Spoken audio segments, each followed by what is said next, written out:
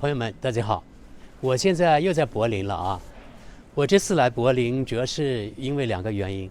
第一个呢，因为原来我在德国几十年了，从来没有在秋天来过柏林，所以呢，现在遇到深秋了，我就想来这里看看。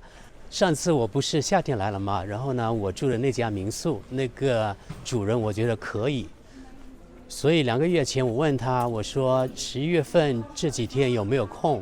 他说房间有空，然后我就决定来了。还有一个原因呢，也就是2个多月前，我看见啊，在网上有那个德国有那种私人的火车啊，它开设了从我那个城市科隆到德国首都柏林的线路。然后呢，这个火车这个票价特别便宜，我偶然在网上看到只有9.99欧元，也就10欧元，大概是580公里才人民币。大概是77块钱，所以我就想那么便宜，然后我就来了，这是这个原因吧。我昨天早晨6点多钟从科隆上的火车，然后呢中午就到了柏林了。虽然是10欧元，但是就是火车运行的时间只比德国高铁只长了，大概是只多了10几分钟。那当他向我要钱，我根本就没有带任何的钱，即使有，我也不会给他这种年轻人。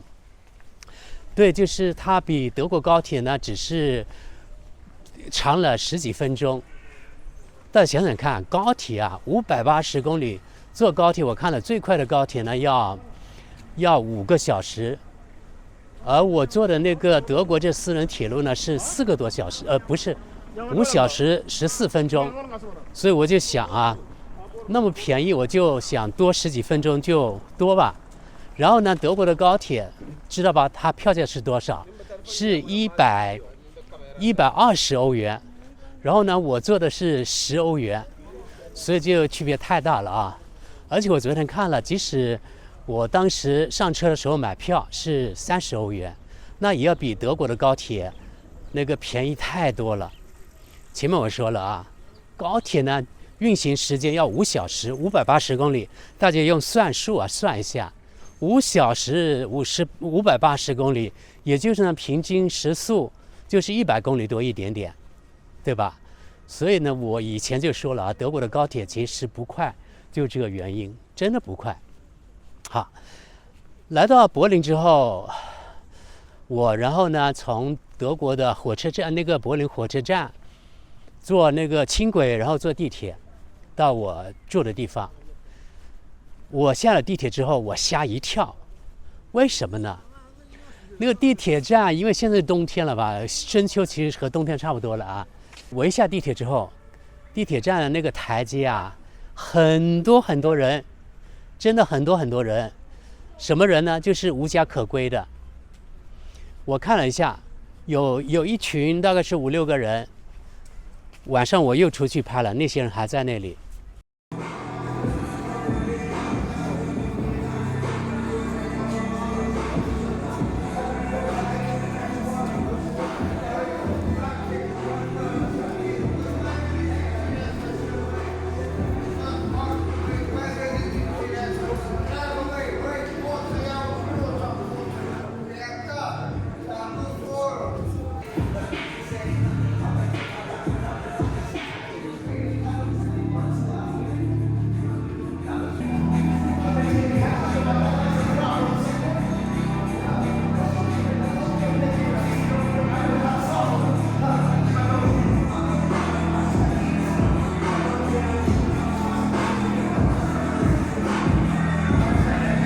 然后另一边呢，大概有2、3个人，他们呢都是年轻人啊，男的，就是身强力壮的这些人，他们不出去工作，他们当然是吃福利的啊。他们不仅是在那里吸烟，还在那里吸毒，反正毒品肯定是有的。大家从我抛出的画面可以看到，其中这个男的肯定是在吸毒的。他可能还分给他的同伴们，所以这些人我看到之后，我就觉得这是反映出德国一个缩影吧。然后呢，我就从地铁站到我住的地方，大概走路有5分钟左右，反正也是非常非常的脏。因为现在是冬天，所以跟夏天相比，最不同的地方就是这些无家可归者啊，不可能冬天冷的时候也待在外面，所以他们唯一的去的地方，现在一般都是只有地铁站了啊，因为地铁站还能够遮风挡雨啊，对吧？然后也没有人驱赶他。如果是去那种，叫社会救助机构，他们只是呢晚上可以在那里睡觉，然后白天可能早上7、8点钟又得被赶出来了。所以这些人呢，觉得在那种地方也没什么意思，然后就跑到一天到晚上都是在这种地铁站这种地方待着，非常有碍观瞻啊。所以后来呢，我就下车看到之后，我就觉得怎么德国现在变成这样子了呢？夏天的时候他们不在那里的，因为夏天天气那个气温啊还挺高的，所以这些无家可归的人呢，可以在野外啊，像在这种公园里面也可以待一天，但冬天就不行了，太冷了。比如说现在呢，虽然温度呢只有8、9度，但是如果是刮风啊，其实也挺冷的。我现在说说我住的那个民宿的那个主人吧，我认为呢，他是一个非常讲政治的人。跟我吃早饭的时候呢，一直在说一些他以为他是很懂政治的人啊，但是我就觉得他其实是一个掉入了政治怪圈的一个人。然后说世界各地发生的事情，然后他就说现在世界呢越来越不平静了。其中他还说到，当然说到中国了，因为他知道我是有中国背景的人。他说这个世界啊，比如说以前呢，19世纪、20世纪是欧洲人殖民全世界。他说中国其实好不了多少，他本来知道我是有中国血统的或者中国背景的人，他硬要说中国不好的地方。像这种人啊，他因为是60、70岁了吧，他世界观早已形成了，所以我根本就没有任何的兴趣跟他谈这种政治方面的，更没有兴趣跟他说中国的事情。因为他这种人啊，他就是特别的世界观已经定型，你怎么说他不会相信的，所以我就懒得跟他说。上次我就跟他说了，我说我们不应该谈政治方面的，因为我知道他的政治观点怎么样，就是那种白左。他说就中国呀，其实也是在搞殖民，比如说西藏呀、新疆啊，他总是说到这种，所以我就懒得跟他说了。还有另外一个呢，他还谈到叙利亚，他说叙利亚本来好好的，但是呢，被俄罗斯、被那个普京把它炸烂了，这是颠倒黑白啊，对吧？这叙利亚危机怎么来的？难道是那个俄罗斯？难道是普京吗？像这种人一谈到这种事情，我就觉得德国人的世界观啊，跟咱们中国人真的不一样。还有他也跟我谈到什么俄乌危机呀，还有现在那个以色列还有那个加沙的，我都不想说，因为一说我就知道他那个政治观点是怎么样的，所以我就根本不接他的话。他一说了什么中国殖民那个西藏新疆，我就恼火了，心里。像这样的德国人，其实我认为他非常有代表性，就典型的德国左派。然后他也跟我说啊，他说，因为我谈到这次啊，我说我一下那个地铁，我就看见这些人呢在地铁站那个台阶上面坐着。他说他这次呢，他前几天也去科隆那边去了。他说他还以为光是柏林有那么多无家可归的，想不到这次呢，他去杜塞多夫呀，去科隆啊，也看见了很多。他觉得是一个德国这种无家可归者是全德国现象。然后他说，德国本来是一个富裕的国家，他就跟那些政客说的话一样，说德国是富裕的国家，富裕在哪里呢？很多人连那个存款都没有，你叫他拿可能500欧元、1000欧元存款都没有，还说德国是个富裕的国家，他就这样的口气。他说德国本来是个富裕的国家，然后呢，德国这食品根本就不缺，也不应该有无家可归的人。他就说是因为德国这收入的分配出了问题，而且德国很多的食品呢都是那个扔掉的，浪费了。所以如果是把它全部管理好，那德国就根本就不应该成为这个问题，就是每个人都应该有房子住。这是我见过的一个比较有代表性的那个德国人啊。还有这个德国人呢，他一边说着啊德国是富裕的国家，但是另一边呢，我又听说是从他那个兄弟那里的，就是他隔壁呢是他哥还是他弟吧，住在那里。昨天我入住的时候呢，他哥把钥匙交给我的，然后呢，我跟他哥呢谈了一下他的情况，我才知道啊，我的房东其实他是非法把房子租出去的。为什么呢？他呢，听说啊，已经那个失业已经几十年了，也就是几十年都是吃福利，而那套房子呢是他自己的。大家想想看，几十年都是吃福利，是谁养着他呢？就相当于我们这种纳税人啊，我们交的税就是养活他的。他几十年不工作，然后呢每个月还有发的生活费给他，然后他还说这个德国是个富裕的国家，当然对他来说富裕了，他不用工作呀，对吧？而且每个月还有钱领啊，他当然觉得德国好了，德国棒了。然后呢，他还告诉我，他呢当时俄乌危机开始的时候，不是有好几万嘛，在那个乌克兰留学的其他的外国学生，其中有一个是非洲的黑人，亲自呢去火车站去接他，一个非洲尼日利亚的黑人吧。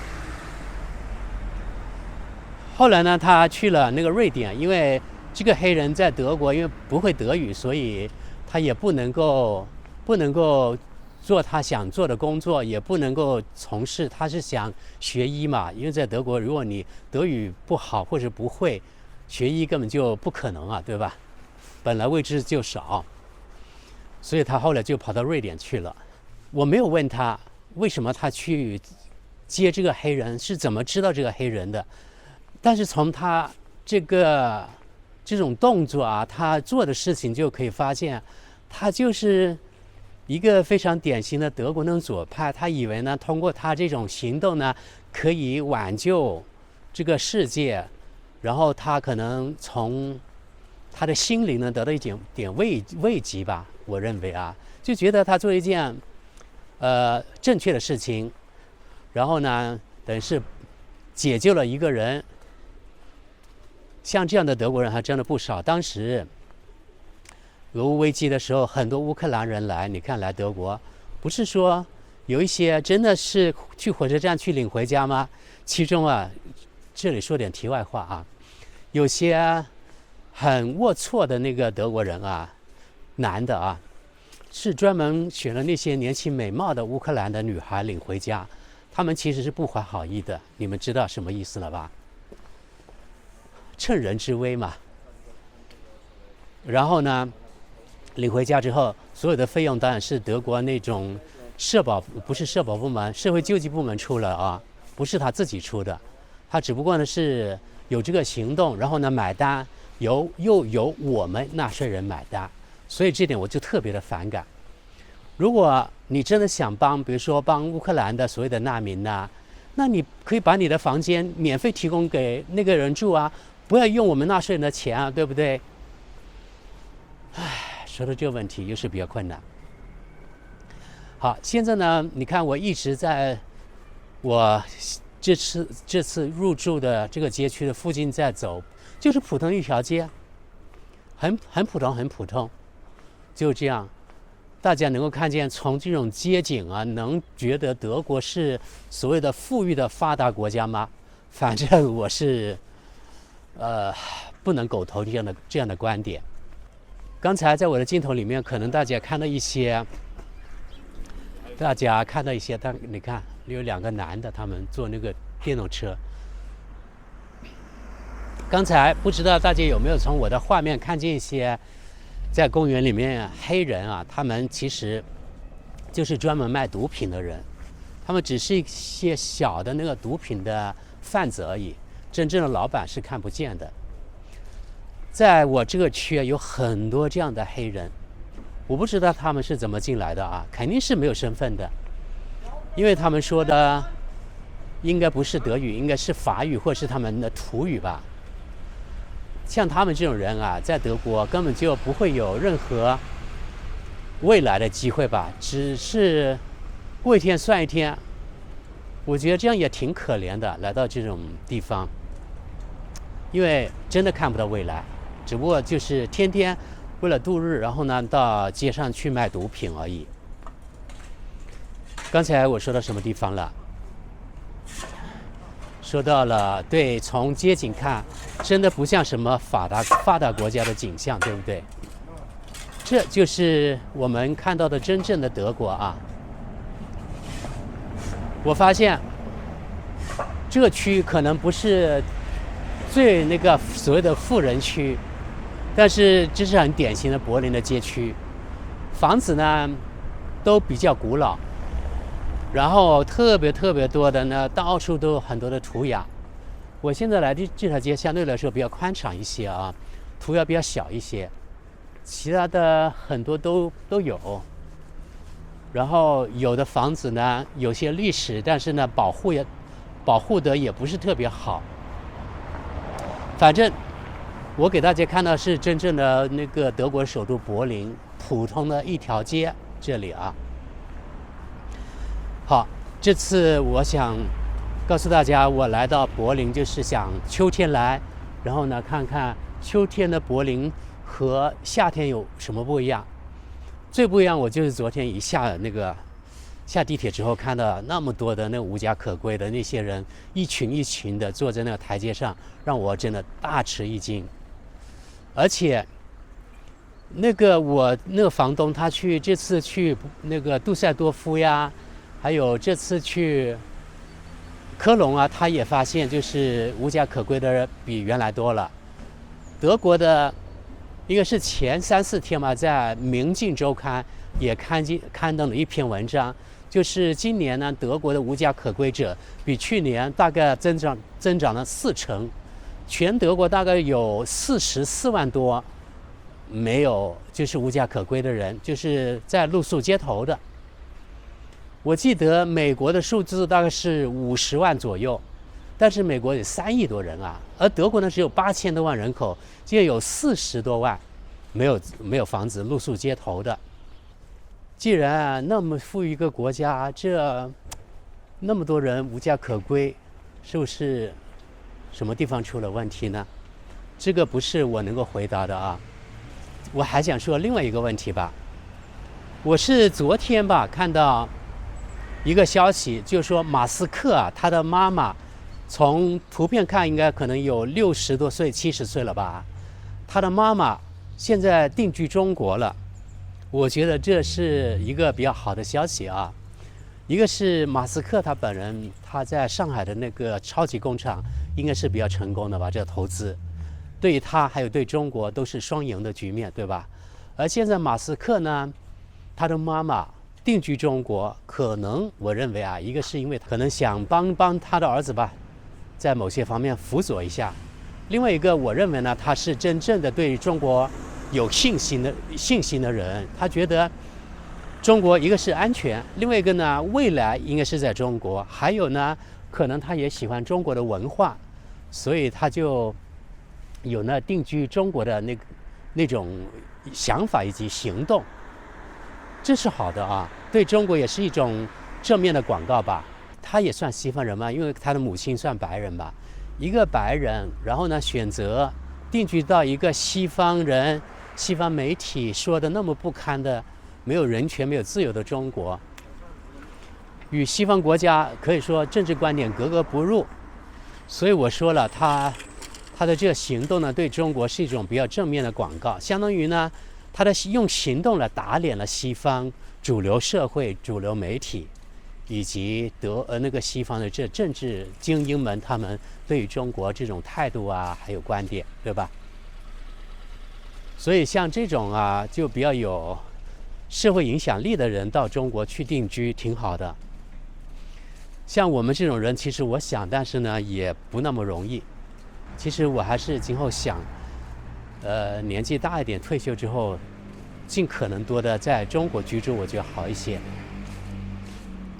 哎，我觉得如果是有太阳的话，这一带它的那个秋色挺好的啊，红叶特别漂亮。可惜现在天气不好，阴天，所以这个颜色显示不出来。真的，如果是有太阳的话，肯定这个颜色会特别的漂亮。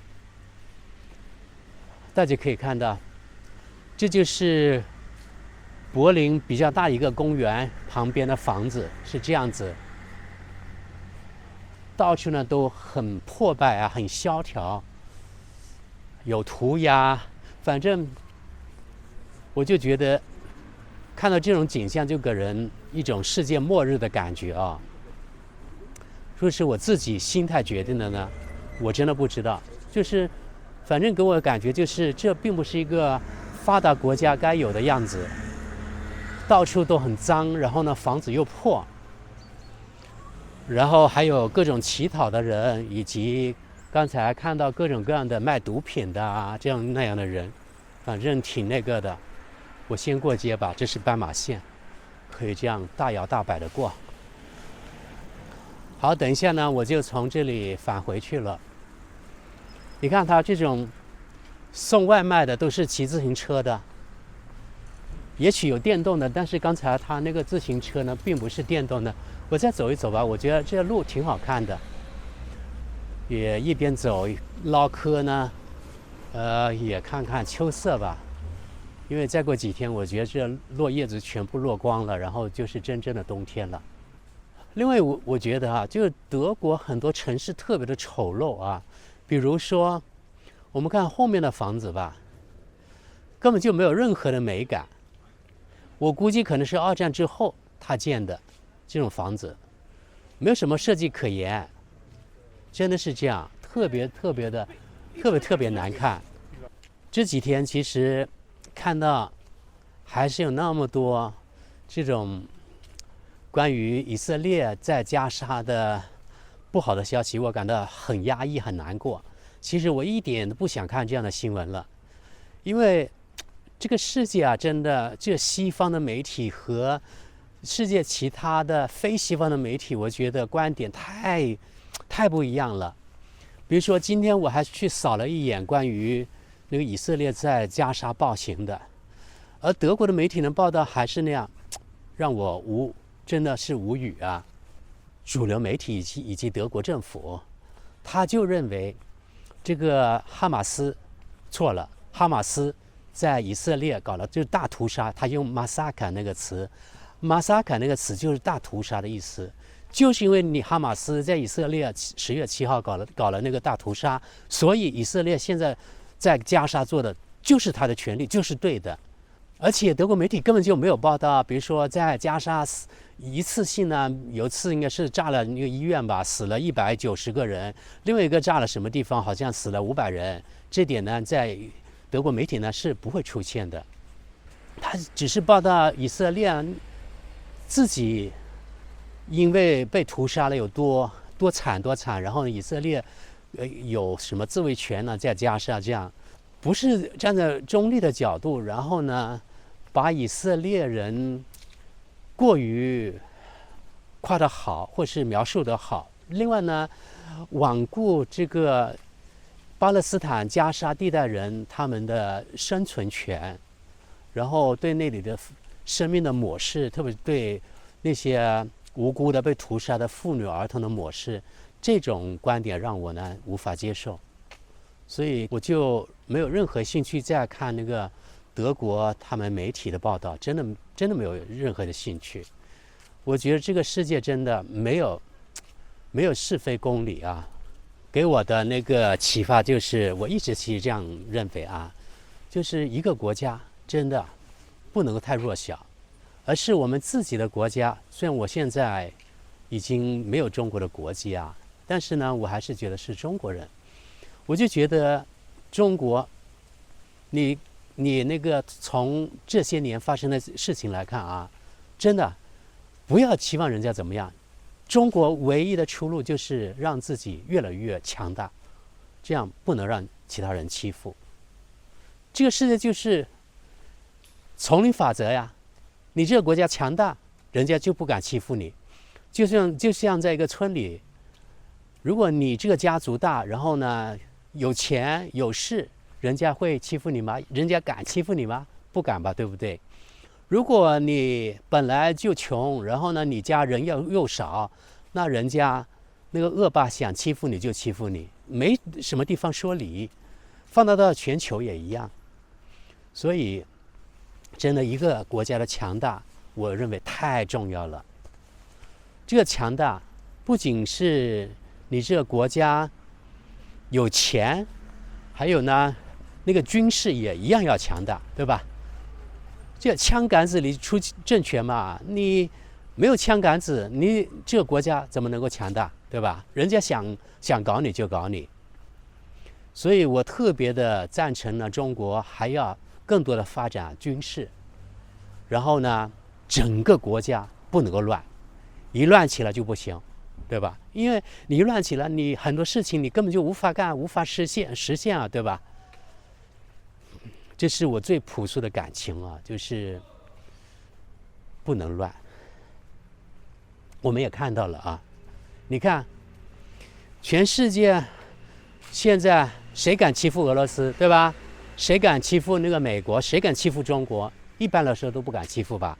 但是那些国家，即使像德国人自己以为自己是富裕的国家，他也不得不投靠人家美国啊，看美国脸色行事啊，对吧？自己没有外交主权呢，所以不要寄希望人家，一定什么都要掌握在自己手里才行啊。这个世界真的经过这几年，我完全看透了啊。我不再相信什么民主啊、自由这种东西了。对，在本期开始的时候我就说到吧，我跟这个房东吃早饭的时候，真的我认为是一个政治挂帅的人，他讲了很多都是政治方面的东西，大概我们谈了20分钟左右吧。我至少听到他谈那个口里说出来民主啊、自由这个词不下5票，这个人这种政治观点是不是病入膏肓了呢？我觉得这种西方国家或是选举制国家的人啊，还有国家和地区的人吧，好像台湾也差不多。那些似懂非懂的人啊，特别喜欢把什么民主自由啊挂在嘴边啊。其实他们真正的知道民主自由是什么意思吗？民主自由真的给他们带来了富裕、安定、团结的生活吗？不一定嘛，对不对？据我所知啊，台湾这个社会是比较撕裂的啊，而且台湾很多东西你是不能够说的，比如说你是亲中的人，你就不能够乱说，如果你说了，你就会可能在社会受到打压呀，然后呢，媒体也不会给你说话的声音。中天电视就是一个最好的例子，其他我就不用说了，对吧？所以在所谓的民主体制呢，我认为啊是一种民主的独裁，也就是符合他的，你就是对的，你就可以；然后呢，不符合他的，你就被打压，甚至被弄死。很多人在这里骑自行车，我都不知道是不是允许在里面骑啊。你看这里，大家可能又看到了有那个黑人在里面。Du mag Kamera bei uns. Warum? No, No, stop. ich laufe hier. Ich laufe in den Park. Stop. Nein, Stop. ich laufe in den Park. Nein, warum du machst Kamera bei uns? Warum? Das ist der öffentliche Park. Was ist das Park? Warum du machst Kamera bei uns? Geh mal zur Polizei. Anruf Polizei heute. Anruf Polizei. Anruf, delete now. Delete, die löscht aber Pidgeot, Mann. Also ich laufe hier durch den Park. Er hat ja gesagt, ich darf nicht. Hier ist der öffentliche Park. Warum du machst Foto? Warum? Hast du ihn fotografiert? Ja. Natürlich nicht. Ich laufe hier vorbei. Ich laufe hier vorbei. Davon.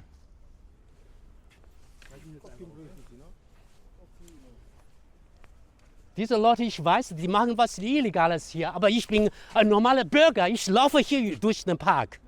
大家追着吧，刚才发生一段特别危险的事情啊，就是一个黑人突然呢上来，他质问我为什么拍他，我根本就没有想到拍他，我就是在一个公园里面走，然后他说拍下他了怎么样，其实他们就是在这里卖毒品的人。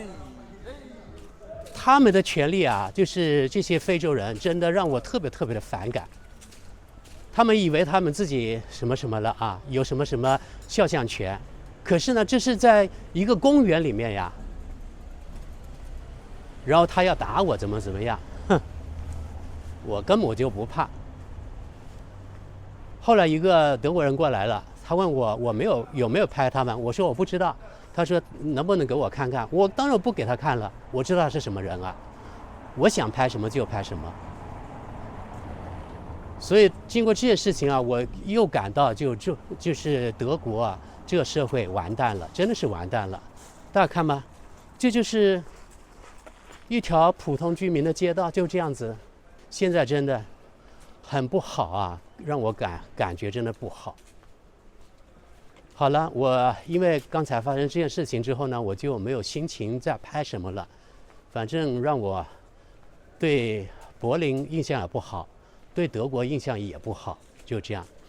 好，我最后呢，在这里结尾的时候，给大家说说吧。比如说这个就是移动居民的那个入口，就这样子。入口就这样，你看看。有多讲究，对吧？然后我们看看对面，也是普通居民的那个房子的那个墙啊，还有入口，就这样子的。我再问一句啊，你们觉得今天我给大家展示的德国的柏林首都啊，德国首都柏林的这个街景，你们觉得是发达国家，或者你们心目中发达国家的样子吗？请大家留言啊。哦，还有我想补充一句啊。大家知道吧，在这种国家拍东西是有非常大的危险的。刚才就是因为你永远不知道会发生什么，是什么人他会反对你拍他，对吧？就像刚才那个黑人一样。所以在国外做博主真的不容易啊，有的时候我觉得是用命在搏一样。所以我希望让大家能够多一点理解，我也不可能拍你们想拍的或是想看到的东西。比如说我在德国就不能够随便拍人，还有很多人呢不喜欢出镜。好了，那我们今天就到这里吧，谢谢大家。